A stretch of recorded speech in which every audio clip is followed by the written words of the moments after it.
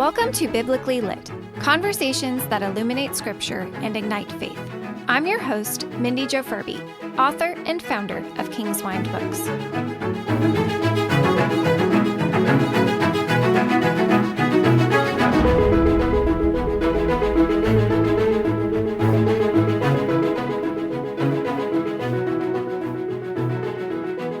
Hi friends, thank you so much for being here. Today I have Makaela Gibson joining me again for our third conversation. If you haven't listened to the first two, I highly recommend doing so, and doing so before you continue listening to this one. She first shared an overview of her story on episode number 42, and then we had a follow-up conversation that's episode number 44, where we talked about her struggle with confidence and finding freedom after she walked through the deepest valley of her life. Well, now we are going to discuss some new topics, and I am so excited not only to continue learning about how God has moved and worked in her life, but also to share it with you. So I'm not going to waste any time or any more time. Welcome back, Makaela, and thank you so much for joining me yet again. Thank you. It's great to be back again. I am so excited. Okay, so the first topic that we are going to tackle is, no big deal, God's sovereignty. So we just start out strong, but we're going to kind of talk about God's sovereignty and provision kind of before, during, and after this valley that you walked through. So let's start kind of before, and you shared a little bit about this in the first episode, and I think we might have touched on it in the second one, but how God really just had a special way of spending time with you, of drawing you closer to Him, pre-marriage and all of that stuff, how He met with you and was cultivating intimacy long before you had to start walking through that valley. And so talk a little bit about that and how those moments He used those to prepare you, and you see His sovereign hand in those moments now, especially looking back.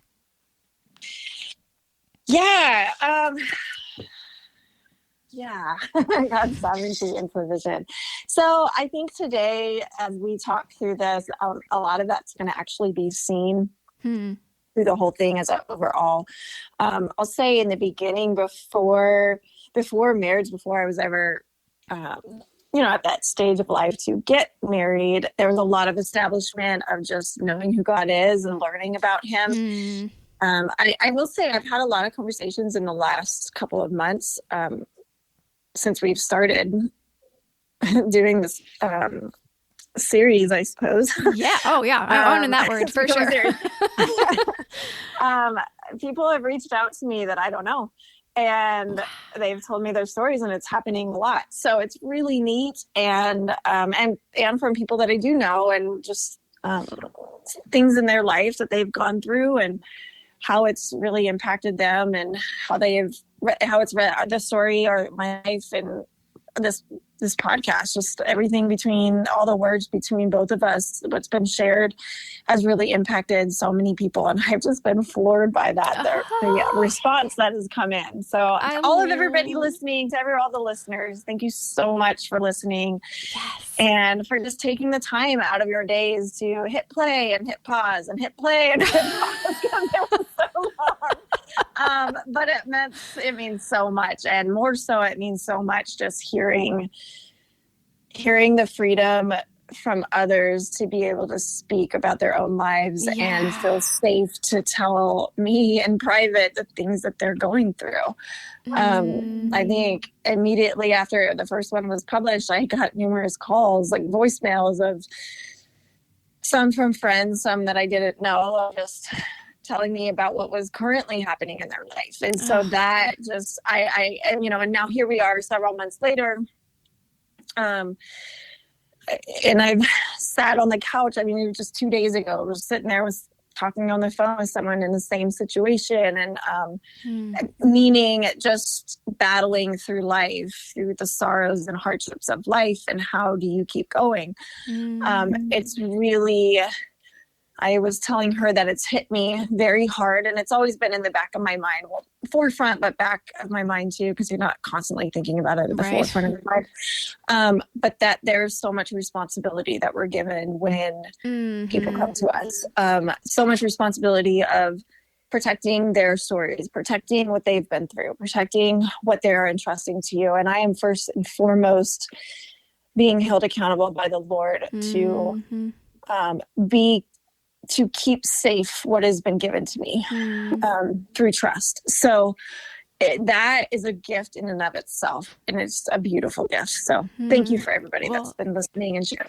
Absolutely. And Mindy for giving this outlet. Oh, well, it's literally nothing. Like, here's a phone call. But I love that you said that right off the bat, because I would imagine that you have become the safe place that you were craving but didn't have when you were going through it. And so for people to hear that, well, and then also the validation, because I know you were super nervous. Like, I know. And it took a while. It took a while. Like, this was not like my first time I approached Makaela, and then, I said, hey, let's do this. And then, this was not the next day that she shared her story. It took a while. And I know that there was a lot to work through and process just about sharing it, not even like, going through the actual thing, but just like there's a process of thinking about sharing the story and then working through some of these topics. And so I'm sure that it's been wonderful in a heavy way to have people step into that with gratitude and then be able to share those stories. But it's that validation of like, hey, that was the right move. And sharing really is a powerful thing that God uses, not only to help continue you to heal, but to open the door for others to maybe start healing and to start walking through that process of healing. And so I'm really, really glad that you started out with that, because you're right. Like, this is a tool and it is powerful in that God is using it, but it's just so fun to watch him get it in the ears, I guess. Usually I say hands, but get it in the ears of so many people that you know and don't know, and how he uses that. And just so you know too, listeners, we pray for you, whether we know you or not. We have prayed for you, and I have prayed for you. We've prayed together that God uses these words and most importantly, his story through these words, that they will touch you and grip you and draw you closer to him. And so none of this is an accident. None of this was a mystery to God. He didn't look up and be like, oh, well, that actually ended up working out. Like, he has planned all of this from the beginning of time, and even the not fun parts. And so just know that everything has been, hey, look at that, sovereignly ordained by him from the beginning. And so I'm so glad that you started out with that. That is wonderful. Yeah. I love that. Oh, good. Yeah. Well, I want to say too, so Revelation 12:11, I'm glad you said the word healing, because that's ultimately what today is going to be about, is healing.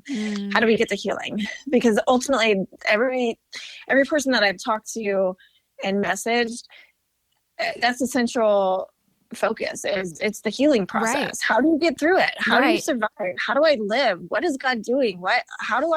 And for people that surprisingly, I've had conversations, I guess not surprisingly, because we live in the world, but conversations with people that don't believe in God, and just straight up have said, like, oh, listen, but I don't believe in God. And I'm like, that's fine. Just know I do. And but this is my story, and there's no pressure by any means, but to know that, for me as a believer, I know that God is real, and this is how he has shown himself to me through life. But for a lot of people who don't believe in God, it's still applicable. All of the, and what we're going to talk about today is like getting through it. Even if you don't know the Lord, it's still applicable. But the hope is that through it, you would come to know the Lord. Yeah. Or even a bit more, maybe even just give a little grace in the understanding of who God is, because church in general, the American church, has really missed the mark. Yes. So, and it's caused a lot of pain in society, and that's why a lot of people have left the church. So, and I, after going through everything I did, I still wrestle with church itself, not God, but definitely church. So, it's given me a greater understanding for people who have I've gone through such depth of pain with the church itself, and I've walked away, that I have different eyes and perspective to be able to see and understand them. And so I'm so grateful even for those conversations that I had. It's not lost on me, and it is very much impacted me just as much as as the stories of those that do know Christ has impacted me. But I want to say this. So speaking of healing, Revelation 12:11 says, and they overcame him, so Satan, by the blood of the Lamb and by the word of their testimony. And I remember thinking years ago, like I've always, growing up in the church, I've known that passage, and it gets used a lot. And well, maybe not as much as other scripture, but by the word of your testimony is the hardest part of healing, because it's very hard to speak of what you've been through because it brings everything back up. So you did mention like that I was nervous. I was so nervous. Still am nervous. I was just now I can feel my hands. I get this like nervous movement with my hands when I get really nervous. And that's I've had to learn how to what is that and figure that out. But speaking out on here, it wasn't just hard to speak it. My body took a toll after. And when you speak about what you're going through, there's fear, right? There's fear, and underlying, that's the central source of people not speaking is there's fear. But to be ultimately free is to be able to speak against what you've been through and speak out and speak life over. And when you're able to share your story, so for me, I know that I was free by the blood of the Lamb, that Jesus died on the cross for my sins. And, the blood of the Lamb, I can't tell you how many times I've sat on my floor and just literally drawn a circle around myself and said, I am covered by the blood of Jesus Christ. Satan, stay away from me. I know that I am free by the blood of the Lamb, but to then be able to speak it out loud, even in spite of the fear of, and all that's is encapsulated in that word that comes with that. You have to fight for freedom. You have to fight for healing. And that's what we're going to talk about today. So my body did take a toll after that. I had some physical reactions to reliving everything. You talk about it. It's very traumatic and it brings it back up. But it's a good thing, because up until this point, I've not been able to speak like that, which is exactly what you said, and how you said we've been working on this for a while to try to talk and get it out. And I just haven't gotten to that point, but now I am. And now there's a lot of times where people, and I'm not kidding, in the last few months since we started talking about this, we'll talk about it and they'll say, oh, I'm so sorry if this brings anything up. And I'm like, oh, it definitely brings things up. I definitely feel it, but I'm good. Right. I'm actually in a good place now where I have learned, and I'm still learning the right balance of what do I need to do to help when triggers come. Like if something triggers me or a conversation happens, like I had something triggered me recently. I was like, what do I do with it? I don't know what to do with that. Yeah. I just boxed it up in my mind, put it on the shelf and said, I'll deal with it when the time comes. And I pulled it back down later mentally and I worked through it. Right. So anyways, all that to say, today we're going to talk about healing. Yeah. So you talk about God's sovereignty. You asked me about God's sovereignty and provision in my life. And I think we touched on this briefly in the first episodes. And God, I guess I'm really grateful and thankful that I do have the family that I have and the upbringing that I had.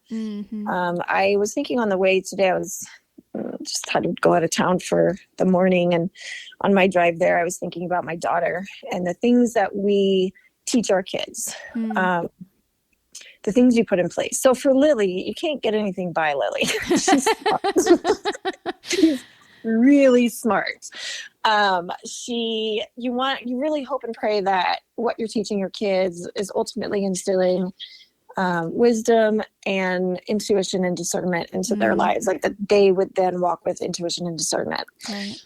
And so something came up earlier, a couple days ago, and she came home and said something. I was like, well, what do you think about it? And she told me her honest feelings, and I was like, man, she's good. Because she was right on target. And I sat back and so today I was just thinking about it, like, I love that she is listening, and I love that in her spirit, she's paying attention. And I actually, this is interesting. I wasn't going to say this, but I'm going to say it right now. So as I was studying today, I opened one of my notebooks, and one of her notes is in there from probably a year ago. Wow. And I read this note, and it says, if she listens to this, I don't even know if she's listening to the podcast. If she listens one day, she's going to be like, Mom. It's her notes during church, and it says, I love you so much, Jesus. And then it's like big letters, yes, Jesus. And it says, I'm so glad that I have Christ, but I'm glad I'm also at church with my friends because I feel like this is home. And then she says, I know that I cried too much. And this is the best part, because Jesus just got me in the spirit. She cries because Jesus has her in the spirit. It's the greatest. And then she says, Jesus, you are the greatest of all. Thank you. And so to hear her spirit in that way, it's just really a beautiful thing. So like, I think about my parents and my upbringing and just being at church, and really more so it's just watching my own parents' relationship and what they've, because they lived in a time just like all of us where, there's believers and, because of circumstances, situations, people decide whether or not they believe in Jesus or not. Right. So what we teach our kids really does matter. And especially if you do believe in the Lord, and you pray that they walk in the spirit too as they grow. So that's a beautiful thing. So for me, I feel like I'm really blessed of just being taught from example, not just words, but the way my parents lived, of really leaning into trusting in the Lord. My parents used to pray, and they still pray. I shouldn't say used to. They still pray this way, especially at Christmas time. Well, if we're going to the mall and it's packed out, they'll pray for a parking spot. They'll be like, what? We need a parking spot. Can you help us find a good parking spot? And I'm not kidding. It sounds so silly, but I am not kidding you to this day. I am 45 now, and I can say every time they have prayed it, they have gotten a spot fast, and it's pretty close to the front. So I do it too, because it works. So just by example, right? So first of all, just God's provision and sovereignty in our life is that God really does care about us. He really does. Yes. Yeah. So from a young age, and then of course college years, and then being married, a lot of understanding and seeing God's provision and sovereignty is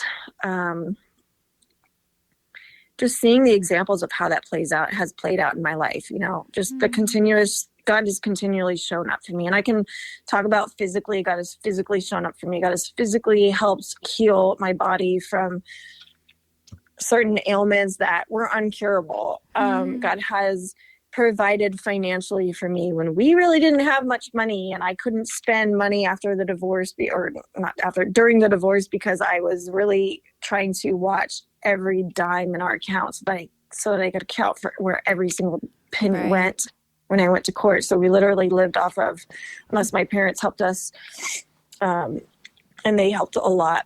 But, if I picked Lily up from school and she was hungry, we had the change in our car. That's what we lived on. When we needed new clothes, we went to Goodwill, and not for fun. It was legitimate. Right. That was very humbling the first time we did that, for myself anyways. So anyways, a lot of physical provision from God, but then mental provision, health. I'm very grateful to have had my family, my parents just continuously show up for me and love me. And we talked about that in the last few episodes, of just sitting with me and listening. That's a huge answer to prayer. And God, it's a physical representation of the presence of God in our lives as a father, through my father. So there's all of that. So I want to start off tonight with a story, and a quicker story. Quicker. So I'm with you 100%. People are like, yeah, okay, quick story. Pose the question, and I'm going to answer it myself right here, right? But what is God doing There's so many times in my life where I ask the Lord, like, I don't know what you're doing. I don't understand it still. The pieces aren't falling together. I don't see, because we can't see down the road. We don't see what's in the present. Right. And a lot of the times we're confused because things don't make sense, or it's a lot of pain, a lot of trauma, one thing after another, a lot of hardship. When things are great, we're not asking, what is God doing? Right. We're asking that. We're asking it when things are not. Well, God is making us holy. Right. And that's Isaiah 62:12. He's making us holy. Mm-hmm. So what we talk about today is that process. Like, what does that even mean to be holy? I mean, to be holy, it can be easily misunderstood. Like, you have to be perfect and you can't do anything, you can't do anything wrong. You got to live by a standard and you have all these rules. Well, to me, that's not holy. Holy is something totally different. The definition is completely different. And that is that the holiness of God, while he is the perfect image and representation of what holy is, he is perfect. He knows that we are not. Mm-hmm. And our lives is not to make us perfect without flaw, but it is to wrestle through life, and come to know ourselves and come to know him through it. And being holy is just understanding the healing and the joy and the love and the peace that God brings in it. That's what he does in our hearts, and he makes us softer inside, if that makes sense. Yeah. Okay, so we can jump into seeing how have I seen God in my life. And I couldn't see everything that happened before in my marriage. I couldn't see it. I just could see flags, but I couldn't see what the things, the details were. So I just wanted to start with telling the story. I used to be a janitor at the church. So my ex-husband was a pastor. I cleaned the church for, 5-6 years. And just a way to make a little extra income. And one day I decided I would just go by his office, hang out with him, sit in the office, just take time out and go be with my husband. Right. That's really all it was, right? So I go in, I sit down, I'm talking, and I witnessed some really unsettling interactions between him and the secretary. Mm-hmm. And of course, I bring it up after she walks out of the room, and then we get into an argument because he thinks I overreacted, but I wasn't. It was things like she just constantly making her presence known when I would be there. I'd come in, I'd sit in my husband's office, and I just want to see him and spend time with him and love on him, just show up and give him attention and talk to him and listen to him, see how his day's going. And the door would be closed and she would just automatically come in and go through his filing cabinets, and she'd be like, oh, there's the file. And then she'd leave the room, and he'd look at me and be like, she does this all the time. I don't like this, blah, blah, blah. And then other times she would come in and she would just walk behind his desk and just stand there and stare at me. And I'd be like, what are you doing? And why are you behind my husband's desk? And then she would, other times she'd walk in and she'd reach for the gum behind his desk. Just come in for a piece of gum and then walk out.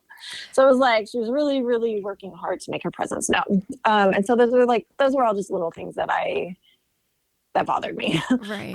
So there was some interactions that day in particular that made me very unsettled. So when I walked out, I was like, you know what? I'm just going to go. So I walked out, and I was walking down to the dumpster, taking trash down. And I was just telling the Lord, like, I just can't do this anymore. This is about 1 year, approximately a year before everything came out. Okay. So that was 2018 when everything came out. So approximately 2017. I'm walking down to the dumpster, and I'm like, God, I can't do it. I cannot do this anymore. And so I asked the Lord, I tell God, he's deceitful and he's hiding something. I don't know what he's hiding, but I can tell he's hiding something. Mm. And I just felt like it was really dark, but I didn't know. So I asked the Lord, I said, God, please expose all of his darkness. Just expose him. And I hear the Lord say, it's going to hurt. Do you really want this? And I was like, yeah, because I can't do this anymore. I cannot stay in this. But I had no idea that it was going to change our whole life and almost kill me. Right. So a few weeks later, like it was like a Sunday night. He always preached on a Sunday night. He started to preach, and I was at the back, and I was hating being there. I just got to a point where I was like, I don't even want to be here because I couldn't listen to him anymore. I felt sick to my stomach every time I would hear him get up there and preach, because I knew what was really going on behind closed doors, but then he would stand up. It was just very confusing, and it made me nauseous. So I was at the back, and his interactions at the time, they were bold, they were mean, cutting, filled with lies. So it was just a really hard time. Yeah. And then at the same time, all of his three women, women were there too. One always sat on the left-hand side at the front. Another one always sat in the middle. Another one always sat on the right. Well, that's convenient. Yeah, right. And me, I always sat in the back so I could leave if I needed to leave. Oh my God. If I felt like I was. The other thing is, he would give signals to all of his women from the pulpit. He basically telling them that he loved them, or he was thinking of them. So he had a certain signal. So for me, mine was he would rub his cheek. And he did this when he was in college, and he played baseball in college, and he was a pitcher. So he started doing it when we were dating, and he'd get up on the mound, and right before he'd pitch or between pitches, he'd rub his cheek. Not every pitch, but right. Maybe 2 or 3 batters, he'd rub his cheek. And that was his way of saying, like, oh, I'm thinking of you and I love you. So here's me in the stands like, oh, I'm thinking of you. Right. So stupid. So naive. Oh. Okay, well, it shouldn't have been. It shouldn't have been. It was. He also had the Roman numerals 143. So IV, right? Written under the brim of his hat. Okay. And he did that. It's funny because I don't remember him actually writing it in front of me. I just remember him showing, and it said 143. So now that I look back all these years later, I'm like, oh, he probably had that on there all along. So 143 stood for I love you. I being 1 letter, love being 4 letters, you being 3 letters. So he wrote in the numerals. That's what it stood for. Gotcha. I love you. Gotcha. 143. Okay. So then for the other women, he grabbed his earlobe. From one woman, he would grab his earlobe. So he'd like mess with his earlobe. So he's rubbing his cheek for me. He's doing his earlobe for the other one, he'd rub his nose or like do something with his hair or something like that, right? It's like he was literally giving baseball signals to his women. I'm just like, how exhausting. I mean, and really. Like, and how do you... It'd be like, right. Yeah. Some days it'd be like right ear, left ear, nose. I mean, it was like a baseball signal. What in the world? Which I didn't know this. I just thought he was messing with his head all the time. Right. It was like a twitch or something. Like, what's wrong with that? All that came out after everything came out. But my signal stopped a long time ago. Like, he didn't do his cheek very long after we got married. It stopped pretty quickly. Because clearly he was on to the next signal for the next woman. But he had gotten to the point in his lies and deceit that he didn't even notice me at church anymore. And I did mention the 143, the I love you. Mm-hmm. Come to find out, he was telling the other women this too, that was his numbers for them. He'd say 143, and he texted to him 143, but it wouldn't be 143, it'd be the Roman numerals, right? So the last 2 women thought he was saying it to both of them, and they thought that this was their numbers. So in the end, I'm going to go back to my point with the church, but in the end, 3 months before it all came out, 2 months, they all wanted to get tattoos together. And I know. And I was like, I mean, I wanted a certain tattoo, but I didn't want to do it with everybody. I just wanted to do it with him, and I just didn't want to do it together. So we get there, and they're all talking about their tattoos, what they're going to get. And they're like, are you going to get one? And I was like, no, not doing it. I'm so thankful I didn't do it. Yeah. Forever be marked on my body with that memory. Okay, so example number 45 of God's provision. There you go. He kept you God's provision. That's God's exactly right. He protected you in that moment from that. That's exactly right. Yeah. I didn't think about it that way, but totally. Wow. So here he is sitting in the tattoo parlor, and he put 143 on the back of his neck, on the base of his neck.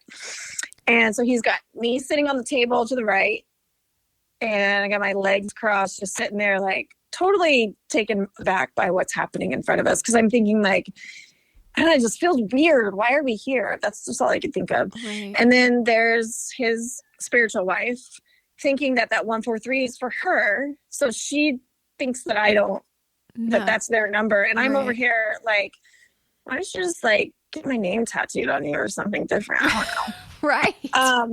Like I don't need Roman numerals. Right. I don't need some cryptic code. I am your wife. Right. Exactly. So then the spiritual wife is sitting there like, oh, this is for me. And his wife doesn't know. Oh. And then there's the third woman who also thinks like he had told, I can't speak for her because she didn't speak about her feelings about it afterwards, but knowing about the numbers are like for her, and her husband's right next to her in the parlor. So it's like such a weird, sick setup. So anyways, I laughed today because I'm like, it's tatted on him. And then they all got their tattoos. So I'm so glad I don't have it. But anyway, so that was 143. So it's like those things. Baseball signals 143. So anyways, he was literally like so lost in his lies and deceit that he didn't even start to notice me at church anymore. There was one morning where he was shaking hands, like he would give announcements every Sunday morning. So he'd get up, give announcements, and then walk down and greet everybody on the aisle. Hey, how's it going? So one morning he was shaking hands with the couple that was sitting next to me. So I had found a seat, three seats in on the aisle. And he comes by and he shakes their hands like, good morning. And he shakes my hand. He's like, oh, good morning. It's so nice having you here at church. And I was like, huh? Because I'm all like, hey, babe. But he didn't know who I was. Like, he did not know who I was at all. Where so much so that the couple next to me who were members at the church at the time look at me in confusion. They look at him, and the husband looks at him and goes, that's your wife. And he's like, oh, and plays it off and walks away. So like it got to that point where he just was like, he was so far in the deep of his deceit. So yeah, I mean, in that moment, it was embarrassing. It was hurtful. It was maddening. But he was just so deep in his grievances. He didn't even know who his own wife was. And it wasn't like the church was big either. So there wasn't. No, it wasn't like it, that. Not at all. It wasn't. Yeah, man, that is crazy. Yeah. Sorry. No, so fine. The dynamics, during that time, you know, we've spoken a little bit about this before, but it was just constant comparing, intentional praise of the other women, me not being as good as them, whether it be like cooking, like I would fix something and then the spiritual wife would fix something and she'd make it different. He'd make all over what she made. And I just made that earlier in the week. And he'd be like, oh, I like that better. That's so much better. Like he would just make all over it. And it made me feel so insignificant. Just little things like that where you don't really pick up on it in the moment until you look like, right. I mean, you pick up on it, but you can't identify and you don't want to feel sorry for yourself. So you're just like, okay, well, I just stink at cooking. Right. But I don't. Right. I don't. I do. But that's what life is like in relationships with narcissists. There's a lot of criticism, manipulation, isolation. There's love bombing, devaluation. Triangulation was a really big deal with the women. You know, triangulation is used to create jealousy and rivalry between a victim and a third party. There's a lot of undermining of my confidence, so much so that it made me become dependent on him. Yeah. The other thing is he was constantly taking notes, not just of me. He would take notes on me. He knew everything I liked. He knew everything, all of my weaknesses. Of course, as your spouse, you know what, you know, where your spouse, you know, we live with each other. So, you know this about each other. But he was taking notes on the women too. He knew everything that they liked. He had secret folders on his computer, hidden folders. And he was just taking running notes, and those would be his talking points. He'd be paying attention and bring them up and talk about them. That's part of a grooming process. And I guarantee he's doing it now wherever he is. I wouldn't put it past him. Whatever he's doing in life, he's taking notes on people so that I can't say that for sure, but it's highly likely that he's doing that, and he will use that as ammo when the time is right and for his benefit. And that's what he was doing then. But again, relationship during that time, it was just insults, just, disguised insults in the form of jokes, things about my own personal beliefs, just a lot of tearing me down in front of people without people realizing he's tearing his wife down. Right. Because it would be shaded to look funny, but it wasn't funny. Right.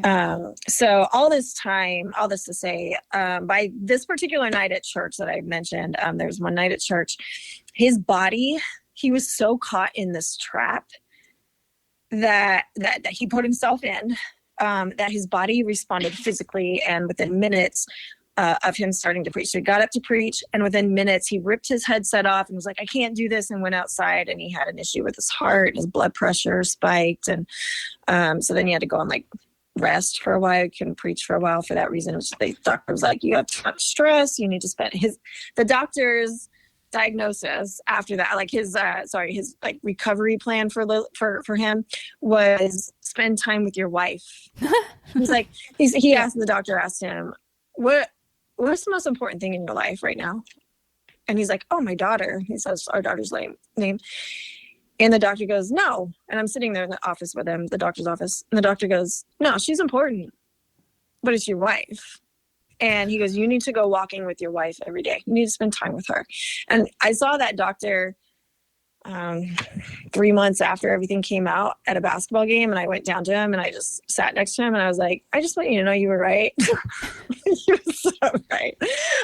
So he just was so caught in everything that he just couldn't keep up with his lies anymore. That's a whole other story in its own. There's a whole lot more into that. But when he finally did get back to preaching, our marriage was just so chaotic with the entanglement of these women and all of his secret actions at the church as a leader, that I just couldn't do it anymore. And so all that to say, during that time, the Lord really spoke to me a lot. And I think that's a big part of the provision.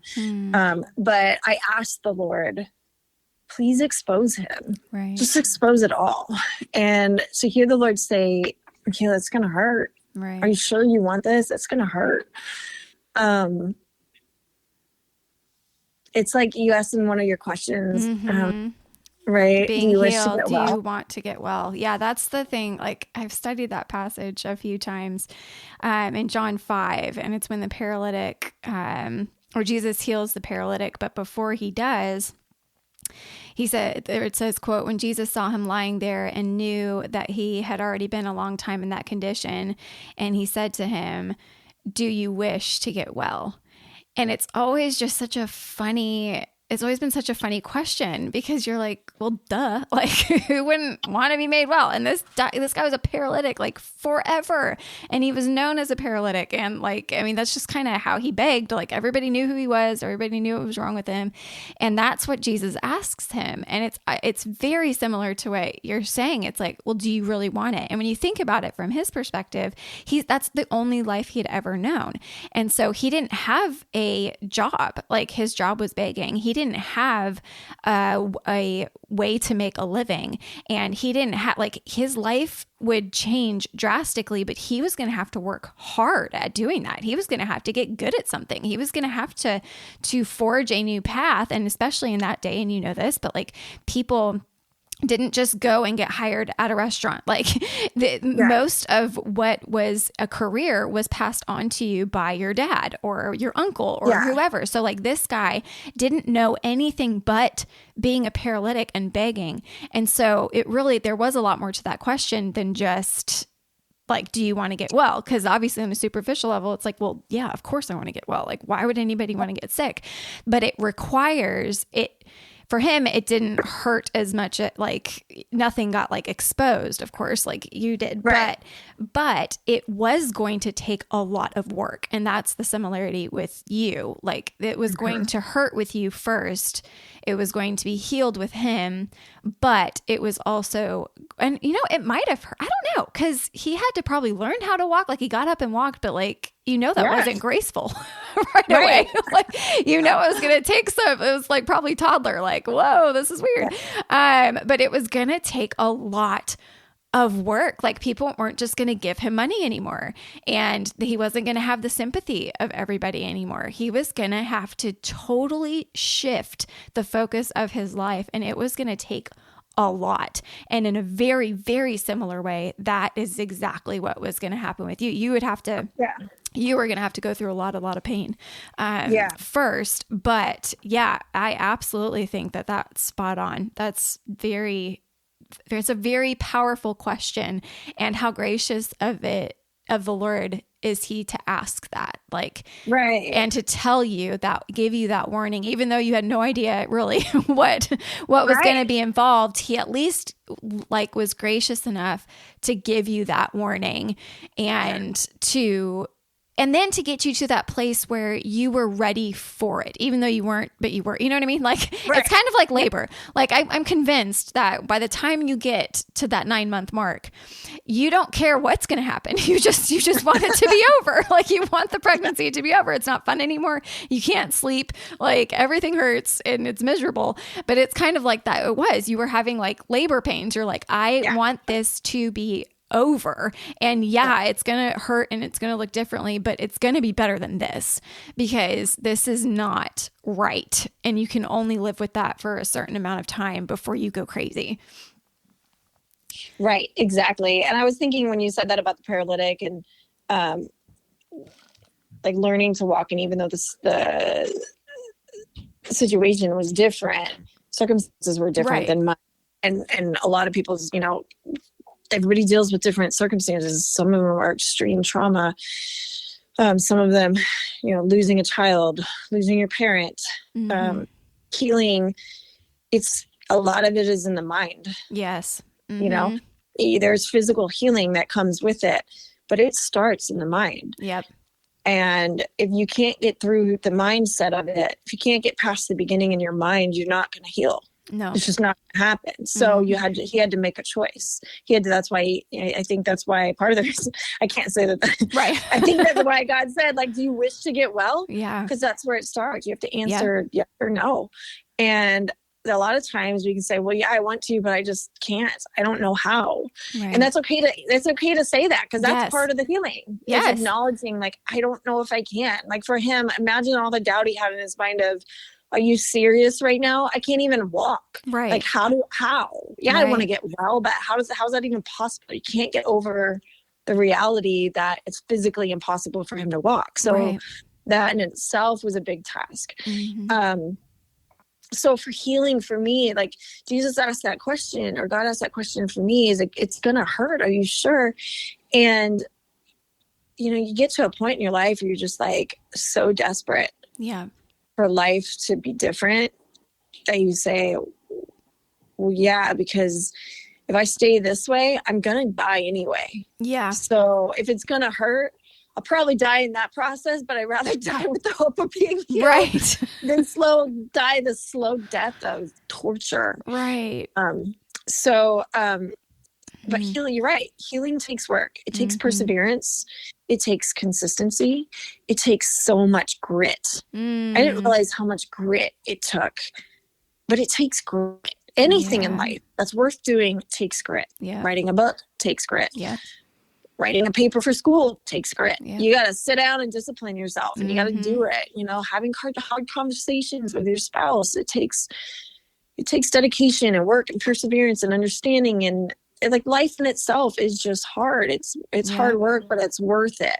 And healing itself is really worth it. You think about broken bones, somebody who breaks an arm, it's got to be reset. If it doesn't get reset, it's not going to heal right. Well, that doesn't always feel great when it gets reset. Sometimes you have to break it even worse to get it back in place. I'm not a doctor, so I don't really know how that works. But sounds good to me.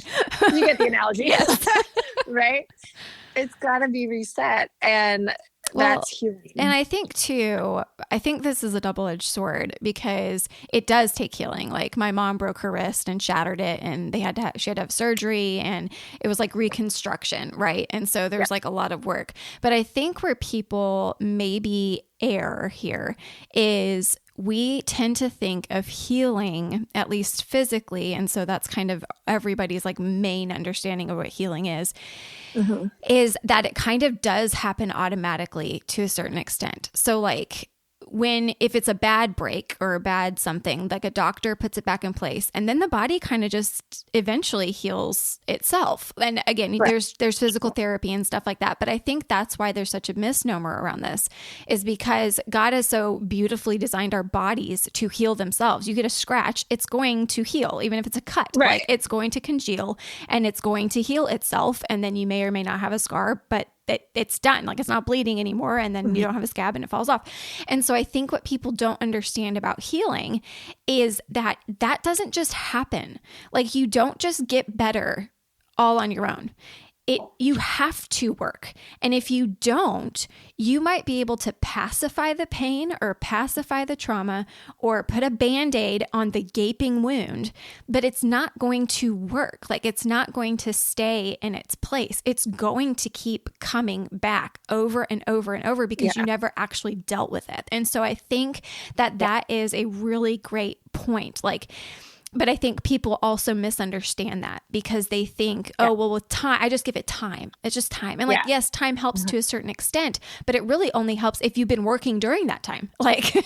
That's how that works. So I do think that a lot of people just assume whether you've had your own experienced trauma or hurt or pain, or yours have been mild or whatever, or people who haven't experienced significant trauma and kind of like maybe judge people who have, like, oh, well, just, get over it or whatever. Like, that's not how it works. Like, it doesn't just heal itself.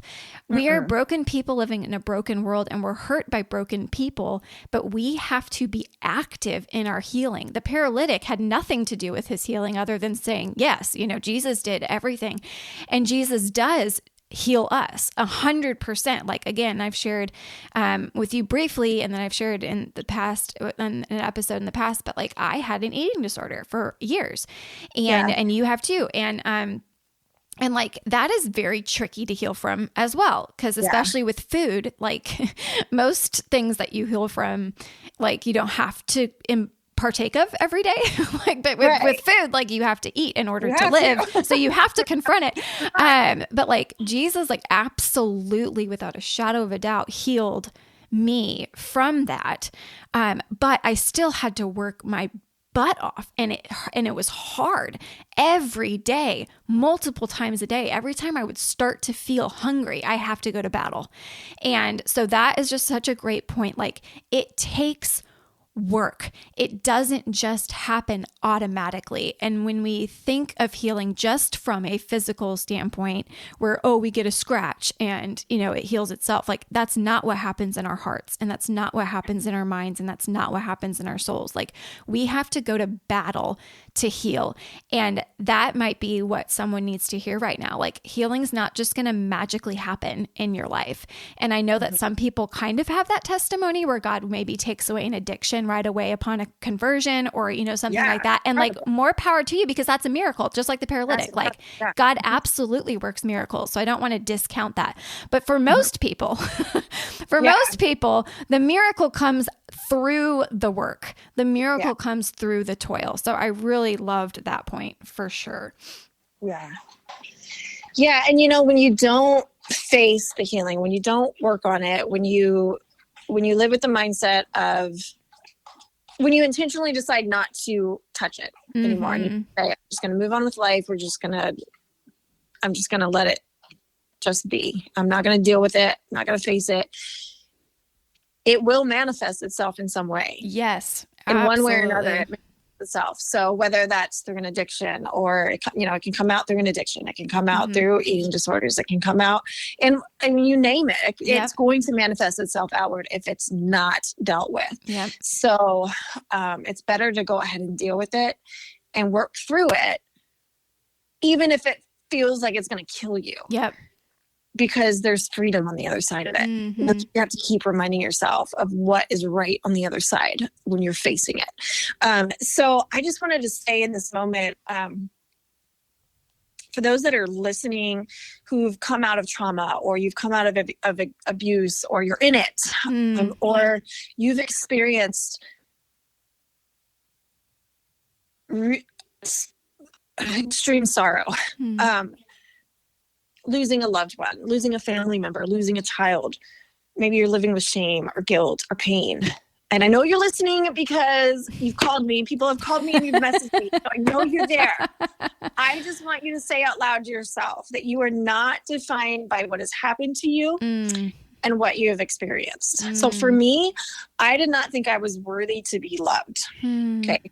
And I'm going to talk about that in just a moment. I didn't think I was worthy to be loved or to be seen, but I had to, part of the work was tell myself over and over, I am worthy to be loved. I am worthy to be seen. Even when I didn't think, even when I didn't believe it, I had to speak it into existence. So I just wanted to say right now, if you're going through something or you've been through it and you're still hurting through trauma, maybe it's been 20 years, 30 years since you've lost your child, or you've gone through a divorce and you still carry the pain of that. I just want you to say out loud to yourself, I'm not defined by my past or what's happened to me or is happening to me. And then tell yourself that you have a bright future, and that bright future starts right now. Oh, and we're going to bring it back to that Revelation verse, because we started with speaking your testimony.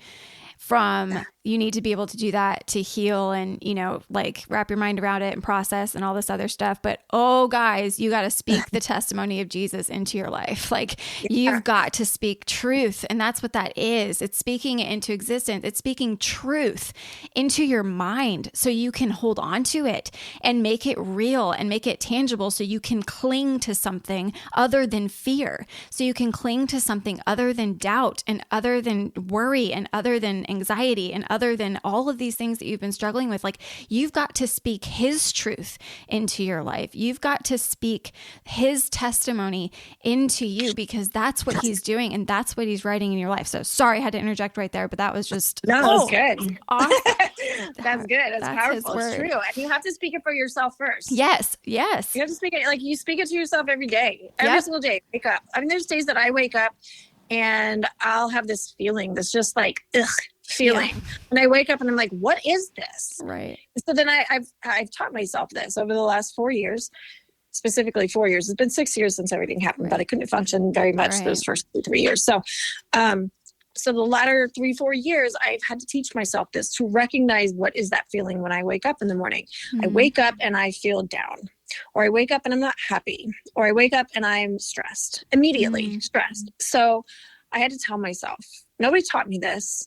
I just got sick of feeling like this. So I had to tell myself, I had to figure it out for myself. Why am I feeling this way? We'll start like asking questions that bring you back, that take you backwards in the process. So I wake up, let's say I wake up and I'm like, I'm really down today. Why am I feeling depressed? Well, Makaela, what would make you, what is the thought? What is something that's making you down? And then I'd have to identify it. Well, such and such is making me sad. Okay. Well, why is that making you sad? And then I answer that question. Well, because this happened. Okay. Well, let's talk about what happened to myself. I'm talking to myself. Right. So the first 15 minutes of my day, I'm moving backward in conversation with myself of what happened. And I get to the root of it. And then I say to that root, does that warrant me feeling depressed right now? No. Okay, good. You're good. Or validate yourself. Right. Not in sorrow, not in pity. Right. But you say, yes, Makaela, it's okay to feel that way. This is what happened. Makaela, your husband left you. Right. It's okay to feel down and depressed today. But don't stay in it. Right. Just to recognize that's a real feeling. And it's okay. So I've had to do that. I've had to learn to talk to myself. And I've had to learn how to talk positively and to give myself words that shift my mindset to positive thoughts and future thoughts. So, but again, the word of your testimony, like we would love to tell people like, oh, we're doing great. We tell people that every day. Right. Hey, how you doing? Doing great. Right. Are you? No, not really. Right. But tell it to yourself. You don't have to tell it to anybody else. Just say like, no, I have a bright future. Speak it out loud to them. I have a bright future, because in your mind, you're not telling yourself that. So you got to tell yourself and speak it into existence. Yeah. That's the other thing I was going to say is people. it's great to have people in your life that help you work through your healing, but you're not always going to have those people around. Yeah. And for a lot of people, there's a lot of lonely people out there. There's a lot of loneliness. Loneliness is one of the crippling feelings that I went through. Loneliness can kill people. When people really feel like they are alone in this world, that nobody cares, that nobody sees them, that what they thought they had was not real. It is a scary place to be, because the devil loves to just keep pounding people with that. Like, and the world itself is set up to where, I mean, like, everybody's on social media. Yep. Nobody's interacting face to face anymore, not for the most part. You're not doing the face to face every day and checking in with people. It's easy to get lost in life in loneliness. So, you know, there might be some people that are in your life that are there with you during your healing process. And I pray, and I do pray that you find them. And if you don't have them, please message me. Please message me. Please. And for those that have messaged me, I'm so glad you did. Because it matters, because you're not meant to do life alone. And we are meant to, the Bible talks about, and I don't have this passage in front of me, but it talks about carrying the burdens for others. You have to be careful in carrying burdens for others, because you don't want the burden to pull you down either. But so that's a good, like, as just a friend, you got to learn how to balance that, but also learn how to sit in the fire with people. Or just sit there. They don't need you to fix it. They don't need you to heal it. They don't need you to, you know, we don't need people to solve our issues. It'd be great if everybody could, but it's not the way it works. We just need people to sit in the fire with us. Well, and that's exactly what Job's friends did at first. Job's friends, when Job lost everything, and I mean, everything. And then he was inflicted with just so much excruciating physical pain. His friends, he had 3 friends who came, and they just literally sat with him for 7 days and didn't say a word.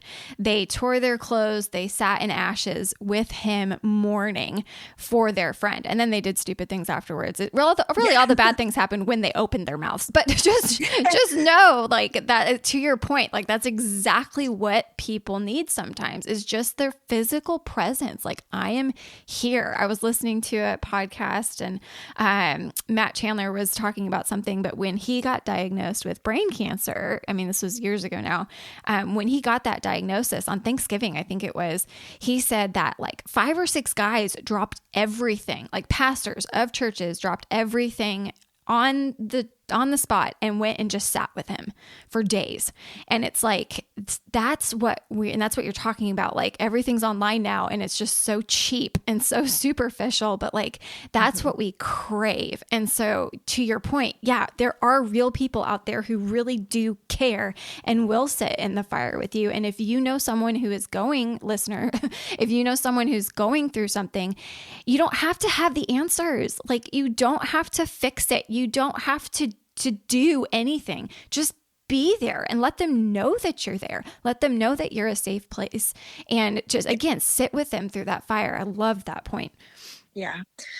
Which leads me to my next point with what you just said about Job's friends. Not everyone is going to cheer you on. They're not. You want your friends to cheer you on. You want the people that you know to be like, pay attention and recognize that you're in pain. And yet it's a weird catch-22 thing, because you want people to care, but then you don't want them to know that, but you don't want the attention. Right. Right. You're like, no, leave me alone. But so not everyone is going to cheer you on, but not everyone who started with you is going to finish with you. Some people may come back in your life, which is amazing. But that does not happen until they have worked through their own healing. People can't, broken people, we just, you got to go through your own healing first. Yeah. Some people, they may never come back, or should, because they never had your best interest in mind in the first place. So be okay with that too. But your healing is simply that. It's yours. Yeah. And it takes a lot to get there. And the reality is, it will cost you. For me, it costs family. Now, I have a wonderful mom and dad, brother-in-law, sister, nieces, sister-in-law, brother-in-law, my nieces, and extended family. But it cost me the rest of my family. I don't have them anymore. It cost me security. And this is going to be interesting, because I also talk about what we gain, and security is one of them. But it cost me security in the sense that everything I knew that I thought was secure was not secure anymore. Today I was thinking about and I was thinking about a frozen lake. So I just got this image in my mind of when you are going through hard times and you're broken and you're hurting and you're not sure who you're supposed to trust, because those that you trusted, it's like, for me, for this analogy, this illustration, with a frozen lake, you go on ice skating on a frozen lake in Upper Michigan, whatever, you can go on the lakes, right? Mm-hmm. I was pulled out into the middle of the lake by somebody that I trusted and loved, having a good time in life, trying to figure out life, or skating, whatever, right? Mm-hmm. Then the truth comes out, and the ice breaks, and it's no longer safe, and they're gone, and I'm swimming in the freezing cold waters trying to survive. And then you have your friends that are helping to pull you out of that, and you learn to trust them. And you learn, like, you don't know who to trust, right? Because you don't know where to step, because that lake is, you don't know where to step because it's cracking. And then you've got some friends that are pulling you out, and then that falls through. So you can't necessarily rely on people, but you got to learn to trust people, but you got to learn not to rely solely on people. Right. So then you're stuck in this middle of the lake that's cracking, and you don't know where to go because you don't know where to step to get yourself to safety. So it costs you security. It costs you vulnerability. For me, it costs friendships. It costs relationships. It costs church. I lost everything. All my people, all my friends, gone in an instant. I lost peace. I lost my joy. I mean, the list goes on.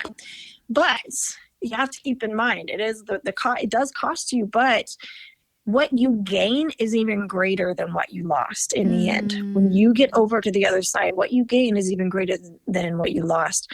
You gain genuine friendship. You gain genuine relationships, love, peace, true security, deeper family connections. It just keeps going. So I'm going to go really personal here real fast. I'm going to read one passage of scripture here. Let me go to it. It's 2 Peter 1, verse 3. I think I read it earlier, but by his divine power, God has given us everything we need for living a godly life through our knowledge of him who called us by his own glory and goodness. So in spite of fear and pain and loss, and in healing and moving forward, my hope in saying that verse is to encourage you to remember that God has given you everything you need in life. It's all right here. We've got it. We just got to go find it. We just got to find our way to it. And it starts in the word. But I'm going to go personal here really fast. I'm going to talk about the lies that I believed. I believed lies, and these lies just about killed me. These are lies that I heard, and then lies that were reiterated through words and actions from other people. I believed I was not seen, that I was not cared about, that I was not likable. I believed I am not loved or worth loving. I'm not worth friendship. I'm not worth being sought out. I'm overlooked. I'm not good enough, not respected, not heard or listened to, like really listened to, not valued, definitely was not valued. My worth was not seen. I was invisible. I felt like I was not worth my breath. I felt like I may as well not even be on earth. And honestly, one of the lies I believed was I don't think anybody would even notice if I were gone, other than my mom and dad and Lily, and my sister, my family.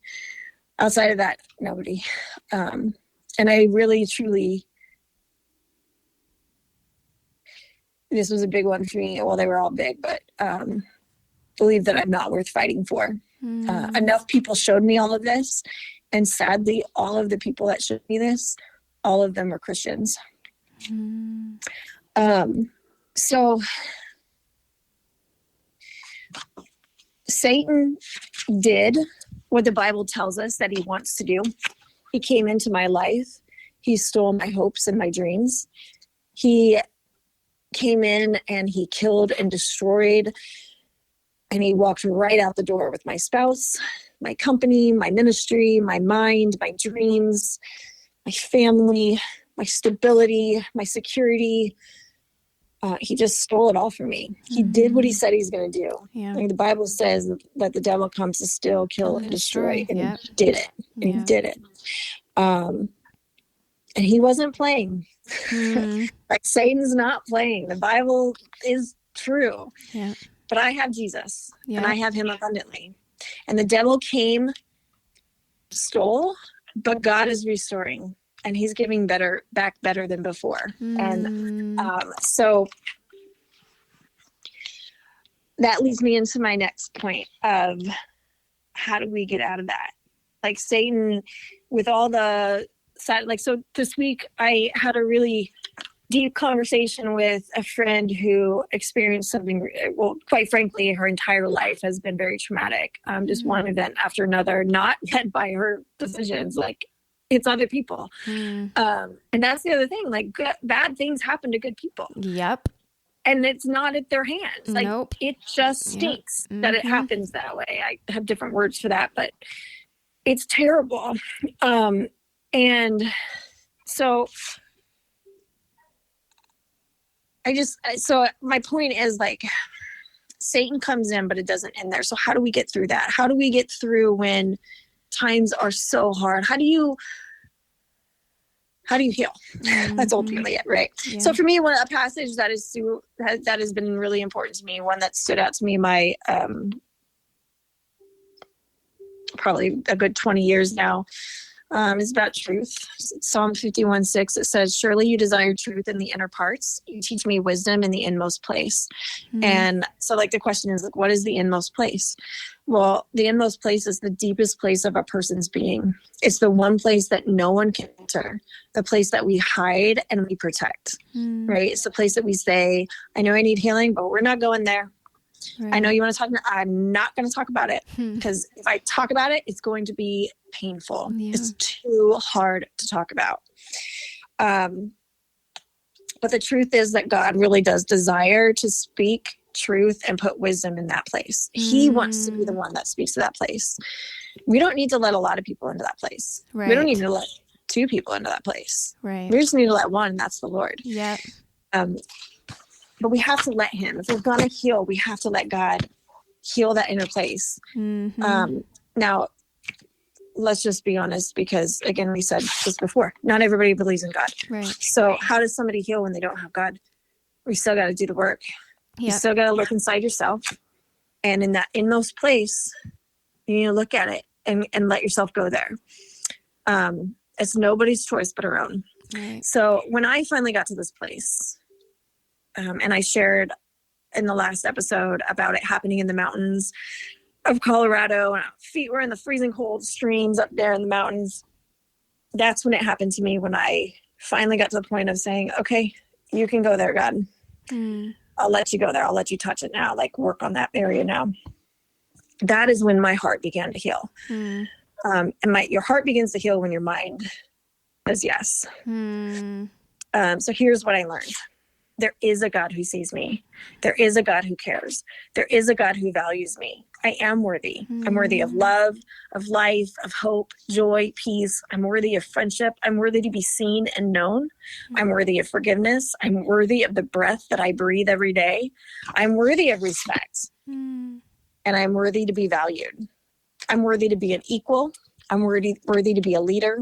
I'm worthy to love others as God made me to love. Remember, I said in the last time, I love hard. Yes. I love hard. It gets me in trouble sometimes because I just love hard. Right.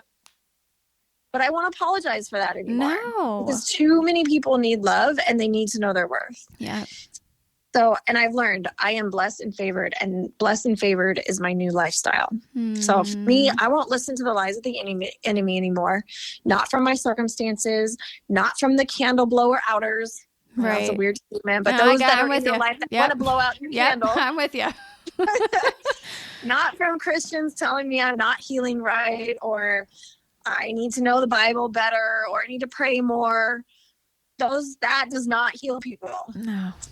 I'm not listening to the enemy anymore, because my life is happening and it is nowhere near over. So all of that to say, I want to read a little bit about recovery and healing.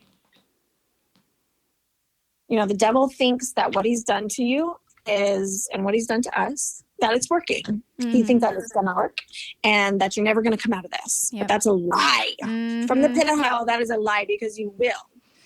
And you're here today because the Lord is pulling you out. Yep. He is giving you the weapons to stand up and fight. He's giving you the weapons to rise from the ashes, to pull yourself out of the pit, to dig yourself out of the pit. And that is, you start with yourself. It's not, so here's what I want to read. This is from a lady that I listen to a lot. Her name is Jolene. She says, it's not easy to recover from your pain or your trials and mistakes. But if you will dig deep within yourself, taking the shovel to the unearthed places inside of you, recovery will happen. Sometimes you need to own your mistakes by going to whoever you committed the mistake with or against, and you need to ask for forgiveness. But sometimes the mistakes and ownership lie within yourself and for yourself only. In other words, this is not her words, this is mine. In other words, you really only sinned against yourself. Like you made a mistake and it hurt you. It didn't hurt anybody else, it just hurt you. But you know that because you've changed. Your personality's changed, your heart's changed in that. Recognizing, so I'm going back to her, recognizing what is in you and maybe it's feeling the guilt for what you've done, and evaluating why. So going back again, myself speaking here, going back to those moments of asking yourself, why am I feeling this way? Let's say anger. You get mad at somebody. Why am I angry at them? Identify it and talk yourself through it. That talks you out of being controlled by your emotions. It gives you a steady mind. And I'm going back to her quote.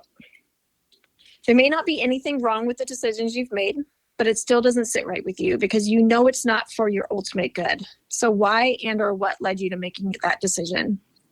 And what can you do to change your thinking and potential actions? That is recovery too. So you have to recognize guilt versus growth moments. When God's favor is upon you, you can still mess up. It doesn't mean you're going to lose God's favor though. It just means you messed up and it's time to change and grow. What you do now in this moment matters more than anything else. What you've done in your past, it matters more than anything you've done in your past because you are being set up for your future. So it's shifting your mindset. So I'm now back to me talking. That's shifting your mindset. Like we can beat ourselves down for the things that we have actually done in the past or the things that have happened to us. We can sit in the grief of what's happened, what we've lost. And that doesn't take away from what we've lost. I mean, there's that's still legitimate. But you're shifting your mindset. So you're taking your past and you're learning from all those moments in it. Nothing is wasted. All those days on the floor that I laid on my floor crying and screaming and being mad at God and saying, I don't want to live. None of that is wasted because today I'm living and he is using it in my own life to continue to go forward. My own mindset, my mind shifted even with work and interactions. I am a completely different person.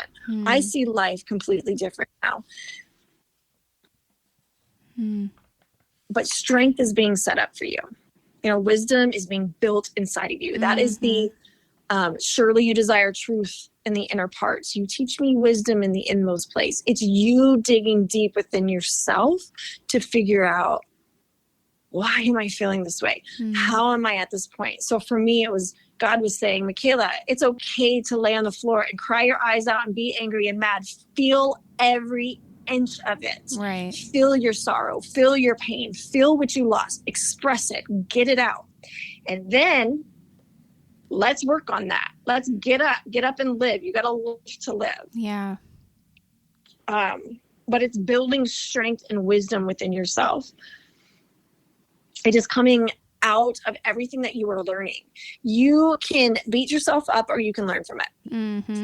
And you can beat yourself up and stay in it, or you can stay in the sorrow and the sadness of what we've lost. Again, nothing wrong with but with knowing what you've lost. That is real.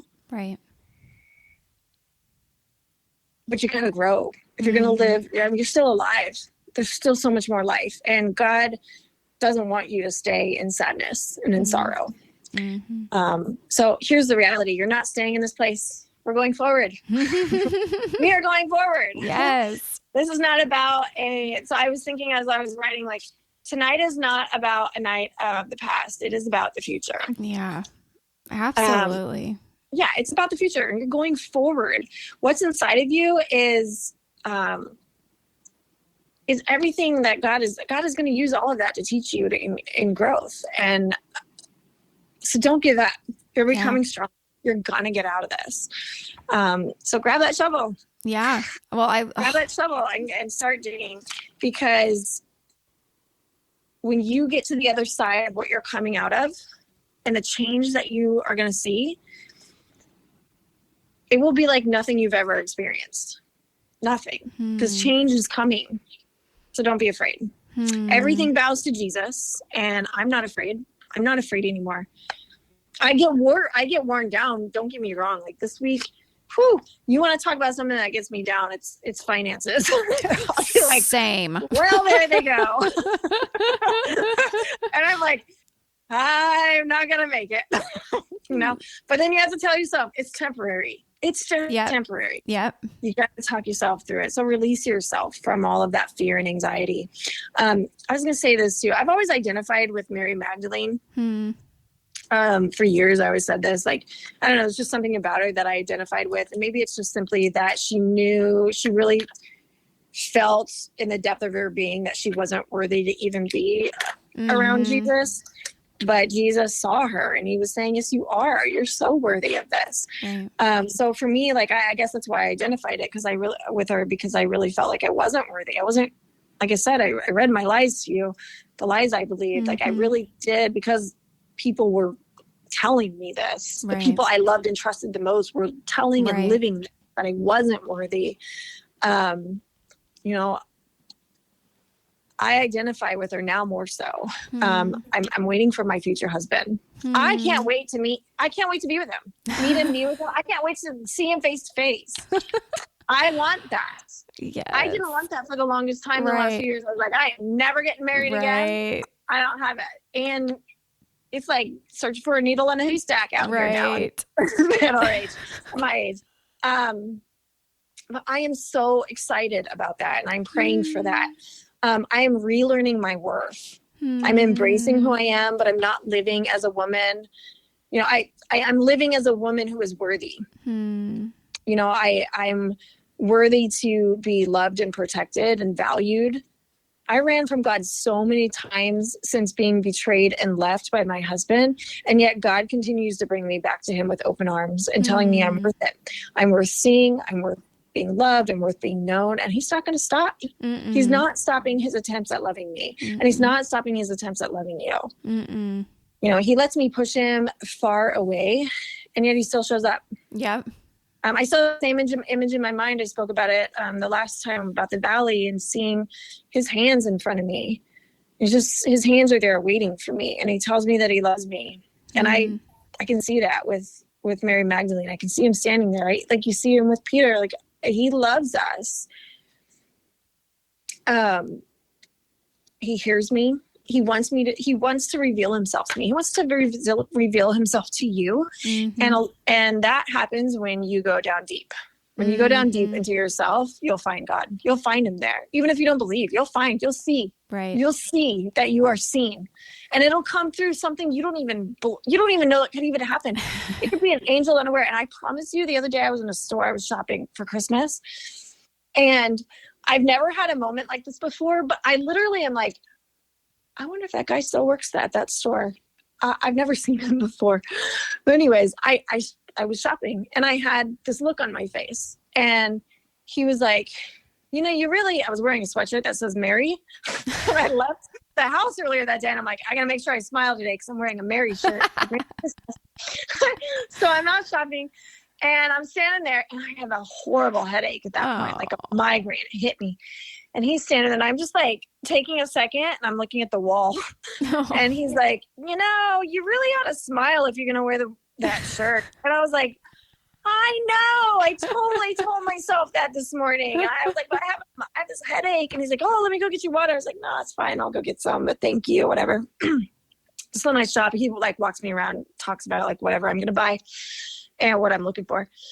And then I find something like 5 minutes later and I go to the register. I'm like, all right, I'm going to get this. He's like, okay, because you're smiling, I'm giving you a discount. Aww. I was like, okay, cool. It was like really awesome. So I'm telling you this, right? What he gave it for, and I had to get it in, I wanted to get it in the mail that day, ship it. So I went down to, so he gave me, it was $8 off.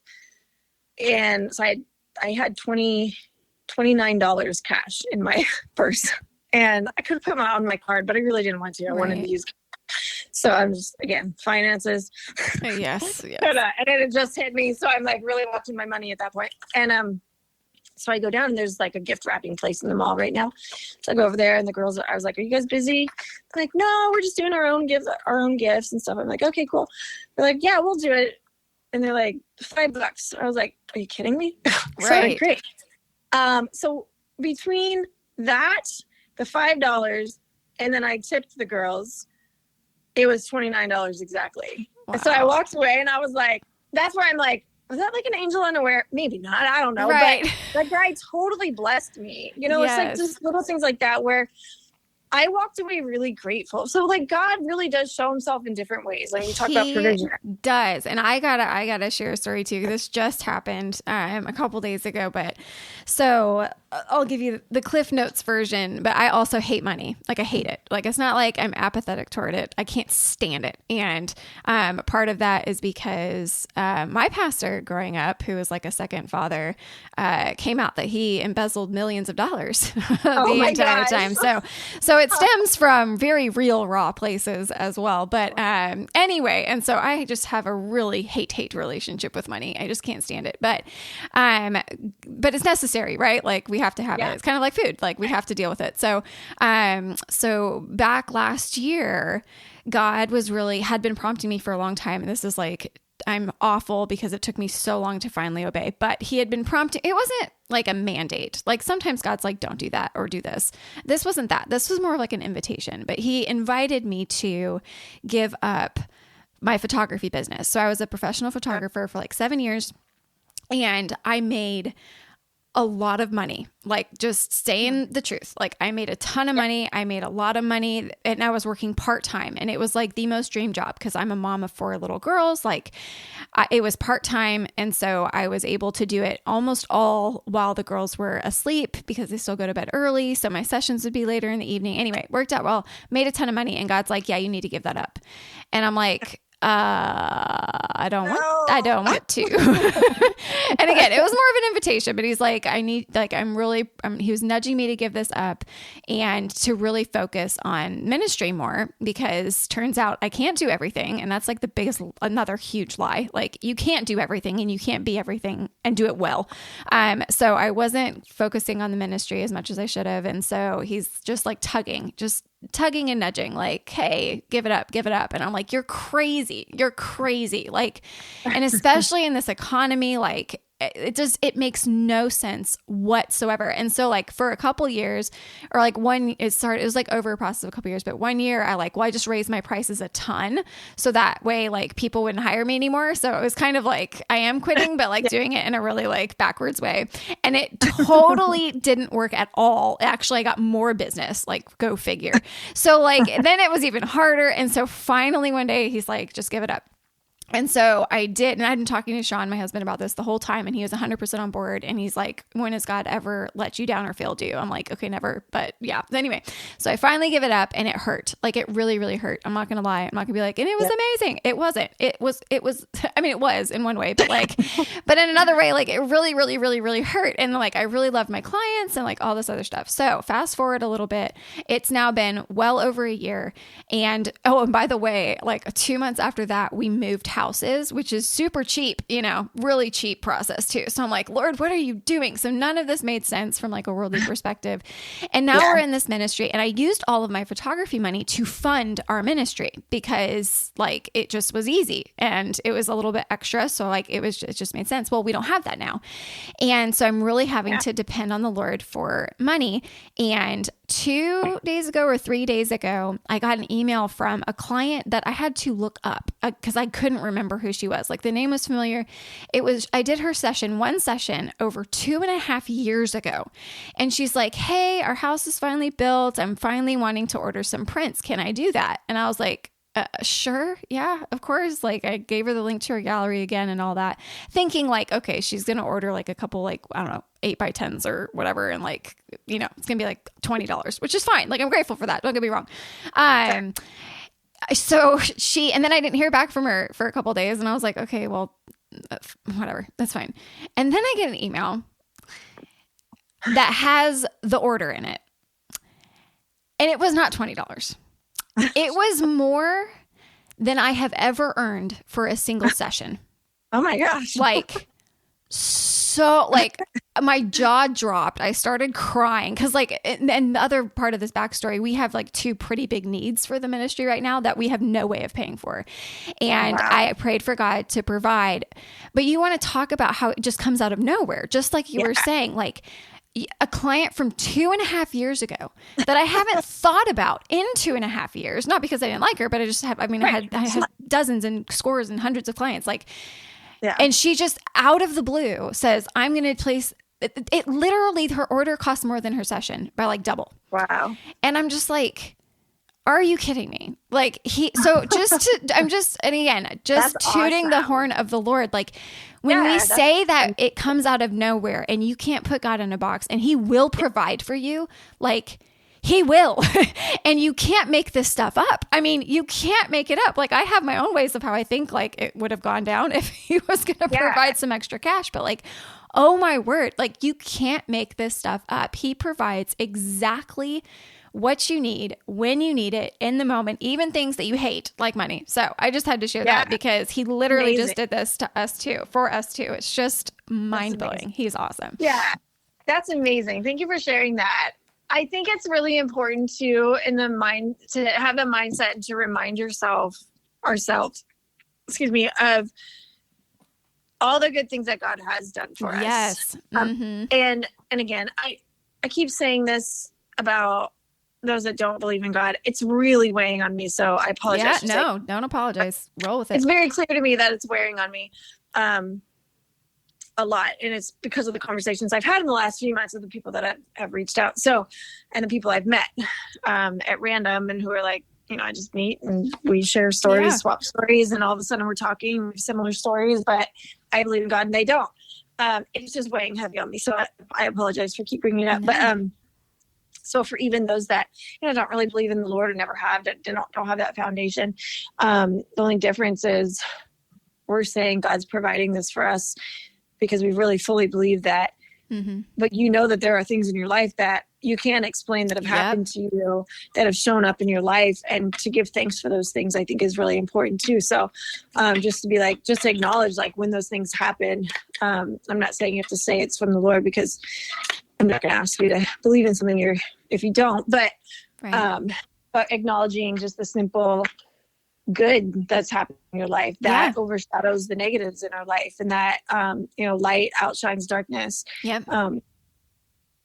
You know, you can have a completely dark room, you pop on a nightlight and it lights the whole thing up on the top, bright, but it gives you enough light. So one little remembrance of good can cast out the darkness that we feel. Absolutely. Well, and to your point earlier of changing your perspective, like speaking all of this out loud and identifying issues and not being content with letting it be this mysterious cloud of foggy, funk like that you're going through. Like, no, like dissect it, figure out what the issue is, identify it, because then you can combat it. If you don't know what you're fighting, you're going to have a hard time doing it.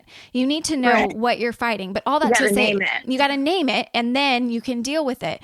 But part of that, and what you were saying too, which I loved, was this is about changing your perspective. You can't always change your situation. You can't always fast track your healing. You can't do that, unfortunately. Wish there was a magic button where you could just be like, cool, on, off, now I'm on, I'm healed. Doesn't exist. So you can't fast track it, but it's about changing your perspective. And that's exactly what gratitude does. And so obviously you and I are believers, 100%. We believe God divinely orchestrates everything and uses all of it for our ultimate good and for his glory. But part of it for a Christian is being grateful to God. And so when we see good things happen, we take the time to praise him for that and to thank him for that. If you're not there yet, and I'm praying that it's a yet, so just being honest. But if you're not there yet, but to your point, like you still need to do the work and you still need to change your perspective, because again, if you wallow in the pain, it's okay to feel it, right? But you don't, exactly what you said, you don't stay there. You're shifting. You have to mentally exercise that shift. You have to turn that.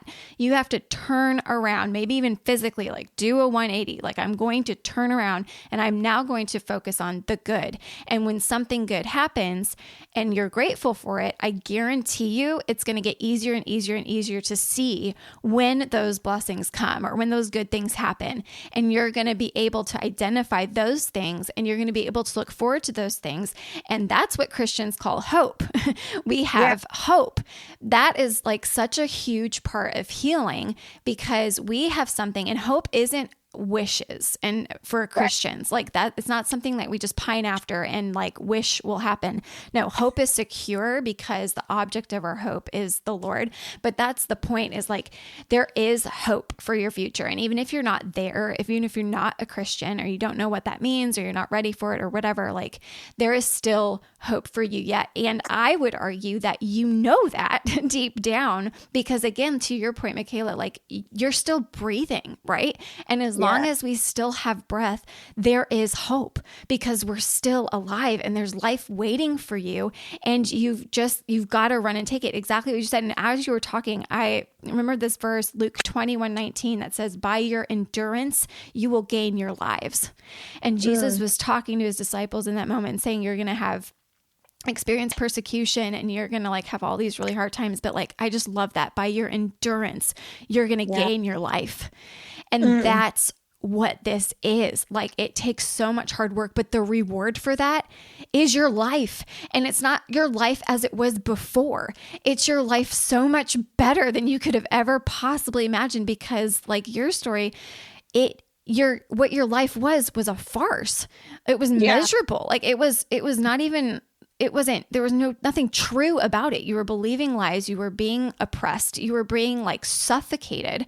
And so you lost that life, but what really is lost there, right? Like you lost all of these things that you didn't actually want to begin with. And now you have true life and you have truth and you have hope and you have peace and you have joy and all of those things that you read of, that you are worthy of those things because God made you an image bearer of himself, worthy of all of those things. And he sees worth in you because he created you and all of this. But all that to say, again, your endurance will gain. By endurance, you will gain life. And it's life worth living, friends. It's life worth living. I absolutely love that. I'm going to say this and then I have a closing. I'll close with some thoughts, but I just want to say this. I love hearing that. It's really good to hear those words. I wrote them down. By your endurance, you will gain your life. That's what you said, right? By your endurance, you will gain your lives. But yes, life. Yeah. The plural, singular. I'm sure it's. Yeah. No, it's good. Because to me, a lot of what I wrestled through, and I'm just going to be straight up honest. Okay. I believe in God, Jesus, the Holy Spirit, the Trinity. I believe in him wholeheartedly. I would not be alive without him. Mm-hmm. But sometimes hope, you talked about hope, sometimes hope feels like a sick joke. Yeah. And that's me being honest, because I'm like, some days I'm like, okay, I got hope. And then things are like 6 months later, you're like, oh my gosh, I got hit with this, that, and the other. And you're like, I don't know how it's going to happen. Right. So sometimes it feels like you can see it. It's like a mirage and you can see it. Yeah. And like, oh, it's right there. And it's like, not there. Yeah. So I love to hear that. I love that. So anyways, that was my thought when you said that by your endurance, you will gain your life. And endurance is a big part of hope. You just have to keep going. And the reality is we are walking. Like today, the reality is I am in a much better place than I was, even when I was married. I am mentally in a better place. I am spiritually in a better place. I am personally in a better place. I love my home. I get in my car some days and I'm like, I don't have the greatest of things. I'm not rich. I told you, I worry about my finances all the time. I have a steady paycheck though. I've got a great job, but I worry, and I'm a single mom. And half the time I'm like, am I gonna totally fail? Am I gonna fail her as a mom? But I am also reminded of all the amazing things that God has done to show himself to me over and over and over. So I want to end with this. All the places where shame is in our story, or pain is in our story, or confusion, God is taking that back. And he's making new memories for us. For me, he is making new memories. He, like you said, what I thought I lost, which was everything to me, because everything I had, my family was everything to me. I loved being a wife. I loved being a mom. I loved the family unit. So losing that, and losing our friends and our support, our church family and our family, friends and family outside of church, all of that, all those connections, it killed me. Yeah. But I am in a much better place today than I have ever been ever. I am steady. My mind is steady. My mind is clear. Like when the Bible talks about having a sober mind, that's not just meaning, like if someone's intoxicated or inebriated by something. A sober mind is just simply like the confusion is gone. You're not, because when you're like stressed and there's anxiety, you're not thinking clearly. When you're depressed, you're not thinking clearly. That's not a sober mind. Sober mind is just calmness and being grounded. Yeah. And I'm finally there. Finally there. I'm not perfect. Still got my moments. But I am so much more clear-minded today. I love that. So I believe, and I love this time of year, because this is the time of year when I start asking God, will you give me a word for next year? How I can see you, right? So for me, this last year was reset. And I've got it big on my fridge still, because I'm like, okay, another month. Reset in so many ways. This year was definitely a year of reset. In other words, there were priorities in my life. I put the right priorities in, and I stayed focused on it for the most part. Right. Like I just had 2 pieces of pie last night. So I enjoyed that thing. So that's not an all the time thing, but that's just one aspect of like resetting health, resetting your mind, resetting habits, all that stuff. But this year for me, leading into about a month ago, I just kept hearing this word restore and restored. So restore, and also with the D. And then as I was like reading through and studying, I actually got out an old notebook of mine that for the last 6 years, and namely, or specifically 2 years ago when I first started my job, I had a yellow notebook at work, and I would listen to podcasts and music and whatever while I was working, and just thoughts would come to my mind. So I just quickly scribble them down on sticky notes, or like some of them are cut up pieces of paper, and they're all taped in my notebooks. So instead of me rewriting them, I just tape them in there. Yeah. And it's wild, because what we talked about tonight and the quiet, I did not compare my notebook. This thing has been in my bedside table, my nightstand, for the last 2 years, a year. I haven't gotten it out because it's pretty full, so I just went on to another one. But I just went through it just to read through it, what I wrote during those times, and it was spot on for what we talked about tonight. So it was really neat to read it. But and a lot of it talks about God restoring us, and I really believe that this is the year of restoration, not just for me, but for a lot of people. So I just, if you take the word for yourself, if you're listening, take this for yourself, because I really believe this, that God is redeeming the moments where you failed or others have failed you, and he is replacing them with truth and love over you. Is the time, and God is breaking off the old from you. So when we say, like, what is God doing? He's making us holy. He is breaking off the old ways of us. He is getting rid of those ways that have torn us down and beaten us up and kept us in shackles and chains and just in the dark places of life. This is the time when God is breaking off the old from your life.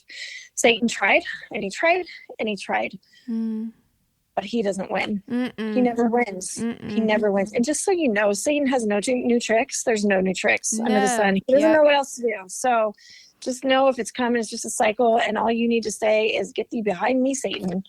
In fact, I just read this. Let me find it.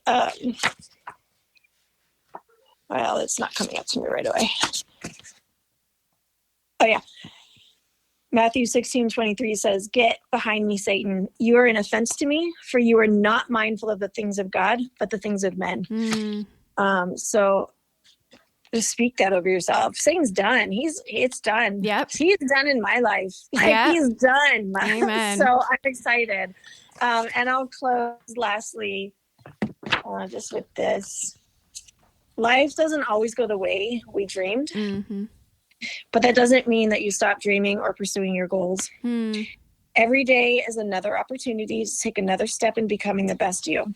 Yeah. I am Makaela Gibson, a single mom who's found that even when life gets messy, you can find the strength to rise out of the mess and turn your story into a message. And I shall end with that. Oh, I love that so much.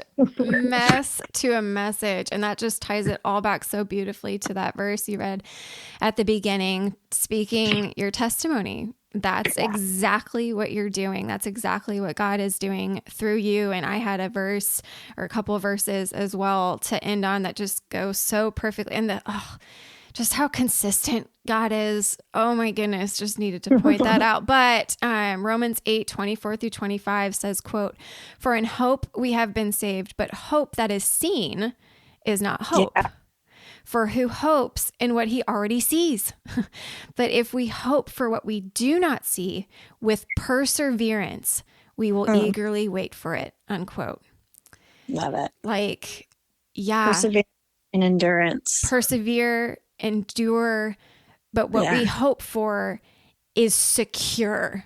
Like it is coming, and we might not see it yet. We might not see it fully realized. And that was another verse that I had just talking about what we see in 1 Corinthians 13:12 says, quote, for now we see in a mirror dimly, but then face to face. Now I know in part, but then I will know fully, just as I also have been fully known. Unquote. Like God always fully knew Makaela, and he has always fully known what your story was going to be. He has always fully had your story written out. You didn't know it. And then you knew in part. Well, at some point you didn't know anything. At one point you didn't know anything. And then you started kind of getting pieces and you started knowing things in part. But one day, and now you know way more fully than you did then. But even still, we have hope in knowing that, 5 years from now, 10 years from now, when we're in glory, we're going to know fully. And because we're fully known. And when you say Satan doesn't win, he doesn't win. The story is written. He lost. He lost when Jesus rose from that grave. It's done. It is finished. Now we are running the victory lap, right? Because it's already done. Like he is done. And you need to, friends who are listening, believe that. Cling to that hope. We don't see that fully realized yet, and we won't in this life, but it is fully a secure reality for those who know Jesus. And if you don't, for our friends who are listening who aren't Christians, you're not sure about this, we might sound a little crazy. I don't know really what you're going through. I just wanted to really briefly explain like what this is. To be a Christian is to follow after Jesus with your heart, soul, mind, and strength. To be a Christian is to acknowledge that you have failed, that you have sinned, because hello, we have all sinned and we all fall short of perfect God. You said holiness at the beginning of this episode. We have screwed it up irreversibly to the point we can't make it better ourselves. And it's just impossible. And so that is why God stepped through his creation, through sending his son, Jesus Christ, who lived a perfect life, who died on the cross for our sin. He took the punishment for our sin.